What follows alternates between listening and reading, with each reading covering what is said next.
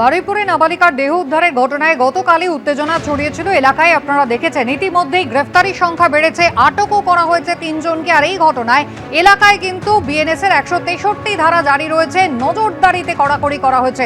সরাসরি আপনাদের নিয়ে যাব, আমাদের প্রতিনিধি পার্থ প্রতিম ঘোষ রয়েছেন। পার্থ, গতকাল একজনকে গ্রেফতারির পর আরও একজনকে গ্রেফতার করা হয়েছে, সেই তথ্য যেমন জানতে চাইব, তার পাশাপাশি এলাকার নজরদারির পরিস্থিতিটা একবার দেখ। দেখো, প্রথমে যে এলাকায় ঘটনাটি ঘটে এবং গতকালকে যে জায়গা একবারে রণক্ষেত্র চেয়ানে অগ্নিগর্ভ হয়ে ওঠে বারুইপুরে, সেই জায়গা আমরা রয়েছে এবং সেখানকার ছবিটা দেখতে পাচ্ছি। সেখানে পুলিশ এবং কেন্দ্রীয় বাহিনী এখানে মোতায়েন করা অবস্থায় রয়েছে, যাতে কোনো রকম ভাবে অপ্রীতিকর পরিস্থিতি কোনো রকম ভাবে না তৈরি হয়। তার জন্য বিভিন্ন প্রান্তে মোড়ে মোড়ে সমস্ত জায়গায় একদিকে বারুইপুর জেলা পুলিশের টিম, পাশাপাশি হচ্ছে কেন্দ্রীয় বাহিনী এখানে মোতায়েন অবস্থায় রয়েছে। এই হচ্ছে সেই বারুইপুরের রাস্তার যে জায়গা একেবারে গতকালকে অগ্নিগর্ভ পরিস্থিতি হয়ে উঠেছিল, সেই জায়গায় আজকে সকাল থেকে বিভিন্ন জায়গায় কিন্তু পুলিশের ফোর্স, পুলিশের মুভমেন্ট সেটা দেখতে পাচ্ছি আমরা। অন্যদিকে তোমায় বলবো সেটা হচ্ছে যে বারুইপুরে এই ঘটনার পর ইতিমধ্যে জেলা প্রশাসনের তরফ থেকে বিএনএসএস এর 163 নম্বর ধারা, যেটা পূর্বতন 144 নম্বর ধারা, অর্থাৎ কোনো রকম ভাবে যাতে অতিরিক্ত জমায়েত না হয়, কোনো রকম ভাবে কেউ বিক্ষোভ প্রদর্শন না করে, তার জন্য বিএনএসএস এর 163 নম্বর ধারা সেটা কিন্তু জারি করা হয়েছে বারুইপুর, সোনারপুর এবং নরেন্দ্রপুরের বেশ কিছু জায়গা এখনো পর্যন্ত আমরা জানতে পারছি। এবং যাতে কোনো রকম ভাবে এখানে কোনো জমায়েত না হয়, তার জন্যই এইটা করা হয়েছে। ইতিমধ্যে এলাকার ছবি হচ্ছে এটা, এলাকায় হচ্ছে যে এক হচ্ছে পুলিশ, কেন্দ্রীয় বাহিনী মোতায়েন অবস্থায় রয়েছে এবং যে ঘটনাটি ঘটেছে, যে নাবালিকাকে নৃশংসভাবে হত্যার ঘটনা ঘটেছে, যৌন নির্যাতন এবং পাশাপাশি হচ্ছে খুনের ধারায় মামলা রুজু করে পুলিশ ইতিমধ্যে তদন্ত শুরু করেছে। অ্যাডিশনাল এসপির নেতৃত্বে 6 সদস্যের এসআইটি গঠন করা হয়েছে। সেই এসআইটি মেম্বাররা এবং পুলিশের টিম বিভিন্ন জায়গায় গতকাল রাত্রের থেকে রেড করে এবং সেই রেড করার পর গতকালকে একজনকে গ্রেপ্তার করা হয়েছে। তারপরে আজকে সকালবেলা আরও একজনকে গ্রেপ্তার করা হয়েছে নাবালিকাকে যৌন নির্যাতন এবং খুনের ঘটনার আর যে মামলা, সেই মামলায়। পাশাপাশি আরও 2টি মামলা হয়েছে। এছাড়া এই যে গোটা বিষয় গতকালকে যে ঘটনা, গত পরশুদিনকে নাবালিকা কার সঙ্গে গেছিল, কোথায় গেছিল, কারা তাকে নিয়ে গেল, কিভাবে এই ঘটনাটি ঘটলো, কিভাবে সেই সমস্ত বিষয় পুঙ্খানুপুঙ্খ জানছেন তদন্তকারী আধিকারিকরা। আরো 3 জনকে ডিটেন করা হয়েছে এবং 3 জনকে আটক করে তাদের কি ভূমিকা রয়েছে সেই বিষয় নিশ্চিত হওয়ার চেষ্টা করছেন তদন্তকারী আধিকারিকরা। পাশাপাশি আরো 2টি যে মামলার কথা বলছিলাম, সেই 2টি মামলার মধ্যে একটি হচ্ছে যে সরকারি সম্পত্তি নষ্ট, পুলিশকে মারধরের ঘটনা, অন্যটি হচ্ছে একজনকে সন্দেহের বশে গণপিটুনির ঘটনা ঘটে এবং তার মৃত্যু হয়। আর তাতেও কিন্তু আলাদা আলাদা 2টি এফআইআর হয়েছে। পুলিশ জানাচ্ছে কোনো রকম ভাবে এলাকায় যাতে উত্তেজনা পরিস্থিতি তৈরি না হয়, তার জন্য সজাগ দৃষ্টি রয়েছে তাদের, যেমন একদিকে, অন্যদিকে যাতে একজনও দোষী যাতে কোনো রকম ভাবে ছাড় না পায় এবং তাদের গ্রেপ্তার করা যায়, তার জন্য পুলিশের তরফ থেকে বারবার করে একেবারে যারা এলাকার বাসিন্দা থেকে শুরু করে পরিবারের সদস্যদের কাছে বলা হচ্ছে, তারা কিন্তু বিভিন্ন জায়গায় তল্লাশি করে যারা এই ঘটনার সঙ্গে যুক্ত, যে ঘটনার সঙ্গে যুক্ত, তাদের কোনো তল্লাশি অভিযান সেটা করা হচ্ছে। বারুইপুরে নাবালিকার দেহ উদ্ধার কাণ্ডে গতকাল একজনকে গ্রেফতার করা হয়েছিল। রাতভর তল্লাশির পর গ্রেফতার করা হলো আরও একজনকে, আটকের সংখ্যা বেড়ে হয়েছে 3। কথা বলবো আমাদের প্রতিনিধি পার্থ প্রতিম ঘোষের সঙ্গে। পার্থ, যাদের গ্রেফতার করা হয়েছে তাদের বিরুদ্ধে কি অভিযোগ, কোথা থেকে কিভাবে পুলিশ গ্রেফতার করলো? গতকাল রাত্রিবেলা থেকেই বিভিন্ন জায়গায় তল্লাশি অভিযান পুলিশ জানাচ্ছে ব্যাপক আকারে শুরু হয়েছে এবং সেটার পরবর্তীকালে 2 জনকে এখনো পর্যন্ত গ্রেপ্তার করা হয়েছে। এই 2 জন হচ্ছে, যাদের গ্রেপ্তার করা হয়েছে তারা হচ্ছে নাবালিকাকে যৌন নির্যাতন এবং খুনের যে ঘটনার মামলা, যে মামলা তদন্ত করছে অ্যাডিশনাল এসপি পদমর্যাদার অফিসারকে দিয়ে যে এসআইটি তৈরি করা হয়েছে, 6 সদস্য যে এসআইটি তদন্ত করছে, সেই মামলাতে কিন্তু 2 জনকে গ্রেপ্তার করা হয়েছে। গতকালকে তুমি জানো একজনকে প্রথমে গ্রেপ্তার করা হয়েছিল এবং তারপর তল্লাশি চালিয়ে বিভিন্ন জনকে আটক করা হয়। আটক করার পর জিজ্ঞাসাবাদ করার পর যার ভূমিকা একেবারে স্পষ্ট হচ্ছে পুলিশ তাকে কিন্তু গ্রেপ্তার করছে এবং ইতিমধ্যে 2 জনকে এই ঘটনায় গ্রেপ্তার করা হয়েছে। পাশাপাশি আরো 3 জনকে পুলিশ এই মুহূর্তে ডিটেন করেছে এবং আটক করে জিজ্ঞাসাবাদ করছেন। তাদের ভূমিকাও কিন্তু খতিয়ে দেখার কাজ সেটা হচ্ছে। 3টে এফআইআর হয়েছে বারুইপুর কাণ্ডে এবং যার মধ্যে একটা মূল সেটা হচ্ছে নৃশংসভাবে যেরকমভাবে এই নাবালিকাকে, 12 বছরের নাবালিকাকে খুন করা হয় এবং তার পরবর্তীকালে তাকে একেবারে জলের মধ্যে ফেলে দেওয়া হয়। এই যে গোটা বিষয়, তাতে কিন্তু পুলিশ জানাচ্ছে যে এসআইটি গঠন করে তারাই তদন্ত শুরু করেছে। এর পাশাপাশি যে গণপিটুনিতে একজনের মৃত্যুর ঘটনা, অন্যদিকে হচ্ছে পুলিশের গাড়ি ভাঙচুর, পুলিশকে মারধরের অপর আরো একটি মামলা, সেই মামলা হয়েছে। তবে আজকের এলাকার পরিস্থিতি আমি বলে রাখি, গতকালকে দেখেছি একেবারে বারুইপুর অগ্নিকর্ম হয়ে উঠেছিল নাবালিকার মৃত্যুকে কেন্দ্র করে। আজকে এলাকায় বিশাল সংখ্যায় পুলিশ মোতায়েন করা অবস্থায় রয়েছে এবং পরিস্থিতি যাতে কোন রকম ভাবে উত্তপ্ত না হয় তার জন্য পুলিশের তরফ থেকে গতকালকের থেকে কিন্তু সেই আবেদন করা হচ্ছে যাতে কোনো রকম ভাবে পরিস্থিতি কোনো উত্তেজনা না ছড়ায়। গতকালকে নাবালিকার দেহ ময়নাতদন্ত করা হয়েছে এবং ময়নাতদন্ত করার পর পাশাপাশি পুলিশ জানাচ্ছে যে বিষয়টা, সেটা হচ্ছে অভিযুক্তরা কারা কারা যুক্ত রয়েছে, তারা কোথায় রয়েছে, তাদের খোঁজে একবারে বিভিন্ন জায়গায় চিরুনি তল্লাশি সেটা কিন্তু চলছে গতকালকের থেকে। কুসুমিতা, ধন্যবাদ পার্থ।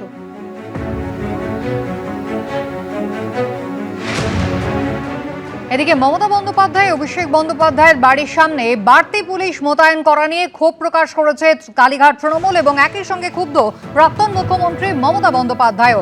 বারুইপুরে নির্যাতিতার পরিবারের সঙ্গে তিনি কথা বলেছেন, তাদের সঙ্গে তিনি সাক্ষাৎ করতে যেতে চান, কিন্তু কি কারণে তার বাড়ির বাইরেই বাড়তি পুলিশ মোতায়েন করা হলো তা নিয়ে প্রশ্ন তুলেছেন মমতা বন্দ্যোপাধ্যায়। তাকে হাউস অ্যারেস্ট করে রাখা হয়েছে বলে অভিযোগ করেছেন তিনি।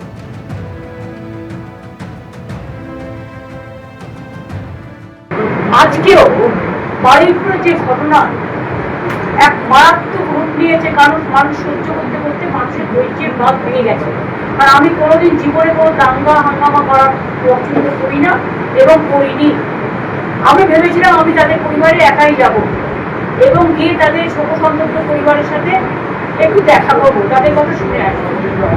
কিন্তু দেখুন, আমার বাড়ির সামনে থেকে একেবারে সমস্ত রাস্তা বলে মাথা থেকে আমার বাড়ি পর্যন্ত লুটমার ছুটছে এবং পুরোপুরি প্রায় 1000 পুলিশ, সিআরপিএফ থেকে শুরু করে আরো সমস্ত পুলিশ সবাই মিলে সেখানে জমায়েত হয়েছে। কি না তো আমাদের নাকি নজরবন্দি করে রাখা হয়েছে, আমি শুনছি হাউস অ্যারেস্ট করা হয়েছে, মুখে না বললেও এটা তো সেটাই প্রমাণ হয়। এমন কি ঘটলো যে আমার বাড়ির সামনে লুটমার্চ করতে হচ্ছে? এখানে তো কোনো 144 ছাড়া নেই। এদিকে দিলীপ ঘোষ বলছেন মমতা বন্দ্যোপাধ্যায়কে হাউস অ্যারেস্ট কেন করা হবে, ওকে গার্ড দেওয়া হয়েছে। মমতা ব্যানার্জিকে কোনো হোম অ্যারেস্ট করার দরকার নেই, উনি যেখানে ইচ্ছা যেতে পারেন। বললাম না, পাকিস্তানে বাংলাদেশেও যেতে পারেন, কিন্তু আমাদের চিন্তা হচ্ছে যেভাবে টিএমসির নেতারা ডিম খাচ্ছেন, কেউ ওনাকে না ডিম খাওয়ায়, অসম্মান না হয়, সেটা পুলিশ গার্ড দিয়ে রেখেছে ওনাকে। ক্ষুব্ধ কালীঘাট তৃণমূল, তাদের পক্ষ থেকে কি বলা হচ্ছে, দোলা সেন কি বলেছেন বৈশানর চট্টোপাধ্যায়, পরপর দেখুন। আপনারা জানেন আমরা 1 ঘন্টা আগে এখান থেকে বেরিয়েছি, আমি, শোভন দেবদা ছিলাম, অভিষেকও ছিলেন, আমরা এখান থেকে বেরিয়েছি 1 ঘন্টা হয়তো আগে হবে। তো এত বড় বারুইপুরের ঘটনা আপনারা আমায় জিজ্ঞেস করলেন, আমি বললাম বিমানদার এলাকা, নিশ্চয়ই তিনি যাবেন। এবার দিদির মতন একজন জননেত্রী, দিদি 7 বারের এমপি, 6 বারের কেন্দ্রের মন্ত্রী, 3 বারের মুখ্যমন্ত্রী, তিনি জননেত্রী, তিনি মামাটি মানুষের নেত্রী, তিনি মাস লিডার, তিনি এরকম ঘটনা ঘটলে মানুষের পাশে দাঁড়াবেন, এটাই তো স্বাভাবিক। বারুইপুরের মানুষ আজকে সারাদিন উত্তেজিত ছিলেন, তো দিদি ভাবতে পারেন না যে তিনি যাবেন? তিনি ভেবেছেন তিনি যাবেন, এই তার অপরাধ।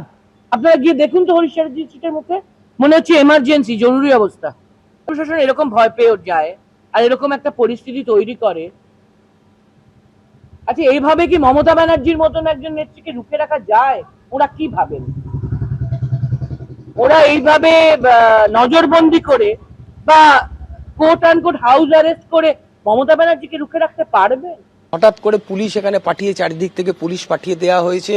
এখানে থেকে মমতা ব্যানার্জি, বারুইপুরের ঘটনাকে কেন্দ্র করে শোনা যাচ্ছিল মমতা ব্যানার্জি স্পটে পৌঁছাতে পারেন প্রতিবাদ করার জন্য।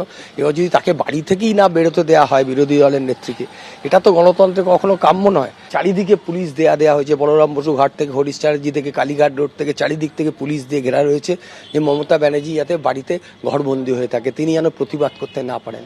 এটা ডেমোক্রেসিতে কি চলে? ডেমোক্রেসিতে কি প্রতিবাদ হবে না? ঘটনা ঘটলে প্রতিবাদ করবেন না? তো প্রতিবাদ তো হতেই পারে। বারুইপুরের ঘটনা, যেখানে 12 বছরের এক নাবালিকা তার বন্ধুর জন্মদিনে গিয়েছিল, তারপর সে নিখোঁজ হয়ে যায়। গতকাল সকালে পুকুর থেকে তার বস্তাবন্দি মৃতদেহ উদ্ধার হয়। যে ঘটনাকে কেন্দ্র করে উত্তেজনা ছড়ায় গতকাল বারুইপুরের এই ঘটনার প্রেক্ষিতে ওই নির্যাতিতার পরিবারের সঙ্গে মমতা বন্দ্যোপাধ্যায় কথা বলেন, তিনি দেখাও করতে যাবেন বলেন, কিন্তু তার আগেই গতকাল রাত থেকে তাঁর এবং অভিষেক বন্দ্যোপাধ্যায়ের বাড়ির বাইরেই বাড়তি পুলিশি বন্দোবস্ত করা হয়েছে। আজ সকালের ছবি দেখতে পাচ্ছেন, একেবারে ব্যারিকেড করে দেওয়া হয়েছে। কথা বলবো, আমাদের প্রতিনিধি হিন্দল দে রয়েছেন আমাদের সঙ্গে। হিন্দল, ঠিক কোন কোন জায়গায় বাড়তি পুলিশ মোতায়েন করা হয়েছে? দেখো, যে চিত্র দেখা গিয়েছিল যে গতকাল মমতা বন্দ্যোপাধ্যায়ের বাড়ির সামনে প্রচুর পরিমাণে পুলিশ দেওয়া হয়েছিল, বিশাল পুলিশ বাহিনী এখানে মোতায়েন ছিল এবং কেন্দ্রীয় বাহিনীর জওয়ানরাও মোতায়েন ছিল। ক্যামেরা শান্তনুকে বলবো সেই ছবিটা দেখাতে। রাতের বেলা সেই নিরাপত্তা অনেকটা উঠে গেলে, অনেকটা শিথিল হলেও আবার সকাল হওয়ার সঙ্গে সঙ্গে যে ছবি দেখা যাচ্ছে সেই ছবি তোমাকে দেখাবো। একেবারে মমতা বন্দ্যোপাধ্যায়ের বাড়ি ঢোকার মুখ যেটা রয়েছে সেই রাস্তার মুখে কিন্তু ইতিমধ্যেই আবারও পুলিশ বাহিনী আসছে, কেন্দ্রীয় বাহিনীর জওয়ানরা ইতিমধ্যে আসতে শুরু করেছে। তুমি দেখতেই পাচ্ছ পুলিশের একটি ভ্যান রয়েছে, সেখানে পুলিশ কর্মীরা রয়েছেন এবং তার পাশাপাশি একেবারে রাস্তার মুখে সেখানে কিন্তু গার্ডরেল টেনে দেওয়া হয়েছে এবং যে এখানে কেন্দ্রীয় বাহিনীর জওয়ানরা যাচ্ছে এই ভ্যানে করে। তার পাশাপাশি তোমাকে দেখাবো একেবারে পুলিশ বুথ যেটা রয়েছে, শান্তনুকে বলবো দেখাতে। পুলিশ বুথে কেন্দ্রীয় বাহিনীর জওয়ানরা তারা ঠিক এভাবেই রয়েছেন, কলকাতা পুলিশের মহিলা পুলিশ কর্মীরাও রয়েছেন। তার পাশাপাশি একেবারে এই যে বাড়িতে ঢোকার যে মুখ সেখানে কিন্তু ঠিক এভাবেই গার্ডরেল রাখা রয়েছে এবং সেই গার্ডরেল তোমাকে দেখাবো, পুলিশ কিন্তু টেনে দিচ্ছে এই গার্ডরেল। শুধুমাত্র যেসব গাড়ি ঢুকছে এবং বেরোচ্ছে সেই সময় সেই গাড়ির উপরে নজর রেখে সেই গাড়িকে কিন্তু সেই গার্ডরেল কিন্তু খুলে দেওয়া হচ্ছে এবং এই যে পুলিশ দিয়ে গোটা এলাকা ঘিরে ফেলা, তা নিয়ে কিন্তু মমতা বন্দ্যোপাধ্যায় কালকে বলেছিলেন যে তার বাড়ির সামনে পুলিশ মোতায়েন করা হয়েছে এবং তিনি যাতে না যেতে পারেন সেই কারণেই কিন্তু পুলিশের এই বন্দোবস্ত। এবং এখন যে চিত্র দেখাবো, যে পুলিশের উচ্চপদস্থ কর্তারা তারাও রয়েছেন এবং বাড়ির বিভিন্ন জায়গায় বাড়িতে ঢোকার যে বিভিন্ন রাস্তা রয়েছে এবং বিভিন্ন এলাকায় কিন্তু পুলিশ ঠিক এভাবে মোতায়েন রয়েছে, কেন্দ্রীয় বাহিনীর জওয়ানরা মোতায়েন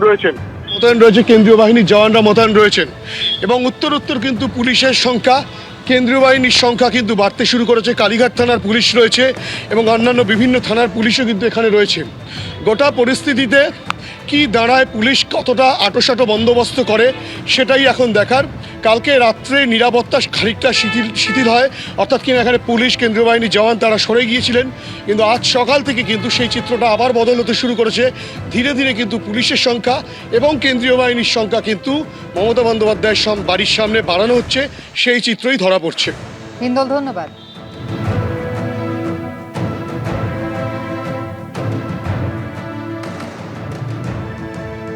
এদিকে বারুইপুরের ঘটনায় দ্রুত পদক্ষেপ করায় মুখ্যমন্ত্রী শুভেন্দু অধিকারীকে ধন্যবাদ জানিয়েছেন তৃণমূল কংগ্রেসের সাংসদ সায়নী ঘোষ।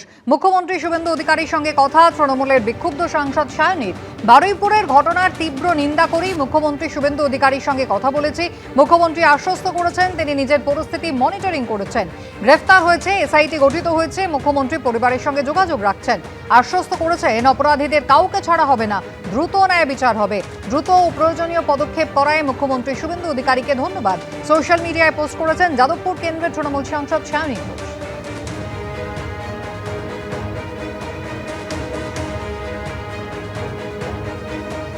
মালদায় বন্দুক হাতে তৃণমূল নেতার ছবি ভাইরাল। তৃণমূল নেতাকে গ্রেপ্তার করে অস্ত্র আইনে মামলা রুজু করল পুলিশ। আর হুগলিতে তোলাবাজির অভিযোগে গ্রেপ্তার করা হলো তৃণমূলের প্রাক্তন জেলা পরিষদ সদস্যকে। দু হাতে দুটো বন্দুক, সামনের দিকে তাক করে এগিয়ে যাচ্ছেন তৃণমূল নেতা, পিছনে সবুজ আবির মেখে চলছে উল্লাস। বন্দুক হাতে তৃণমূল নেতার এই ছবি ভাইরাল হয়েছে মালদায়। ইনি হলেন জামশেদ আলী। তিনি রতুয়ার চাঁদমনি 1 নম্বর গ্রাম পঞ্চায়েতের তৃণমূল সদস্য। তার এই ছবি সোশ্যাল মিডিয়ায় ভাইরাল হতেই তাকে গ্রেপ্তার করল পুলিশ। চাঁচলের এসডিপিও সোমনাথ সাহা জানিয়েছেন ছবিটি পুরনো।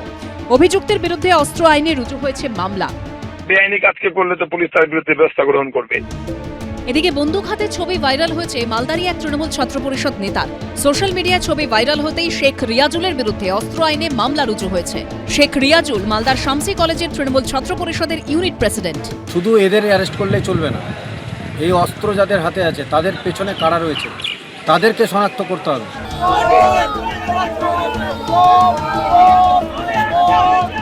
এদিকে হুগলিতে তোলাবাজির অভিযোগে গ্রেপ্তার করা হলো এক তৃণমূল নেতাকে। ব্যবসায়ীর কাছ থেকে 10 লক্ষ টাকা তোলাবাজির অভিযোগ ওঠে ধৃত সুরজিৎ মণ্ডলের বিরুদ্ধে।